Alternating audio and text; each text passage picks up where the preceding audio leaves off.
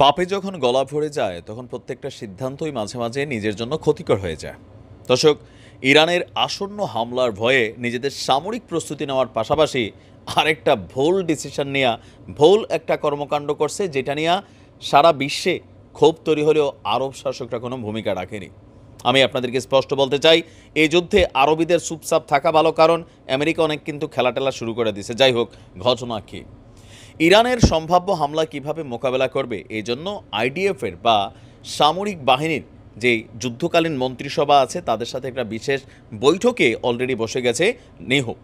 অপরদিকে আমাদের পবিত্র ভূমি সেই ওই যে ওই অঞ্চলে ঈদের দিন থেকে হঠাৎ করে এদের হামলা 3 গুণ বাড়ছে। আপনাদের খেয়াল থাকার কথা, বীর প্রধান আমাদের হানিয়া ভাইয়ের 3 কলিজার টুকরা 3 জনকে শাহাদাত করার পর গতকালকে থেকে হঠাৎ করেই আমাদের ওই অঞ্চলের যে শরণার্থী শিবিরগুলো আছে সেখানে হামলার পরিমাণ বাড়িয়ে দিয়েছে। গতকালকেও 63 জন মানুষ প্রাণ হারিয়েছে। ঈদের দিন 122 জন মানুষ প্রাণ হারিয়েছে।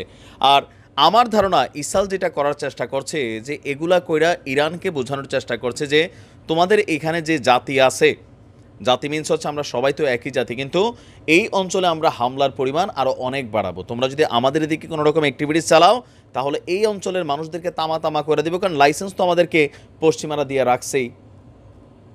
এমনকি নেহু বলছে যে কোনো মূল্যেই হোক ইসরায়েলে যদি টাচ করা হয় পাল্টা হামলা চলবে। আর ওই অঞ্চলে মানে ঈদের পরপর এদের যে ঘোষণাটা ছিল রাফাতে, যেটা নিয়ে পশ্চিমারা একজোট হয়েছিল, এখন কিন্তু পরিস্থিতির একটু আবার নড়ে যাচ্ছে যে এখানে যদি কোনো রকম আক্রমণ চালায় তাহলে পশ্চিমারা ইসরায়েলের বিরুদ্ধে নিষেধাজ্ঞা দিবে বা এরকম অনেক বক্তব্য কিন্তু ছিল অলরেডি। আপনারা জানেন দেশে দেশে এটা নিয়ে প্রটেস্ট হয়েছে, কিন্তু সেই রাফাতেই বড় ধরনের হামলার প্রস্তুতি নিচ্ছে নেহু। গতকালকে অলরেডি সেখানের যুদ্ধকালীন পরিস্থিতি কি, হামলার পরিস্থিতি কি বা কতটুকু কি করছে না করছে সেটা দেখে আসছে।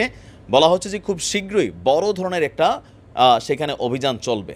আর আপনারা জানেন যে মার্কিন একজন মন্ত্রী সে বলছে পারলে এখানে পারমাণবিক বোমা ওই যে হিরোশিমা নাগাসাকিতে যেরকম ফালানো হয়েছিল না, এরকম নাকি ফালাই দিলে আমাদের বীররা শান্ত হয়ে যাবে। যাই হোক, একদিকে আমাদের কি বলা হয় যে ওই যে এই অঞ্চলে যেমন হামলার তীব্রতা বাড়িয়েছে, অন্যদিকে এই উদ্ভূত পরিস্থিতিতে দেশটির শীর্ষ নেতাদের সাথে একাধিক বৈঠক করেছেন নেহু। আর আলোচনার বিষয়, যদি ইরান সত্যি সত্যি হামলা চালায় তাহলে পরিস্থিতিটা কোন দিকে যাবে।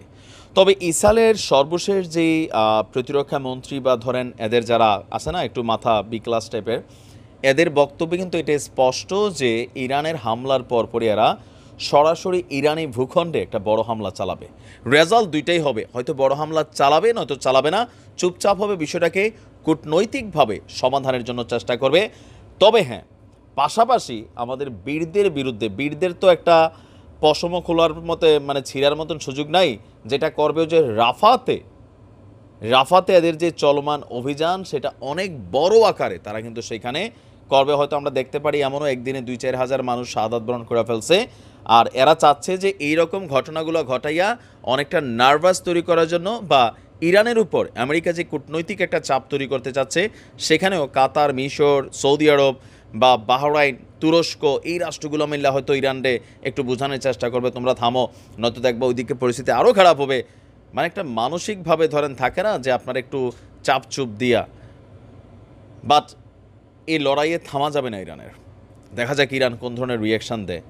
আবেগ আর বিবেক মিশ্রিত করলে যুদ্ধ করা যাবে না, যুদ্ধই। ইতিহাস বিজয়ীকে খেয়াল রাখে। ভালো থাকুন, আসসালামু আলাইকুম।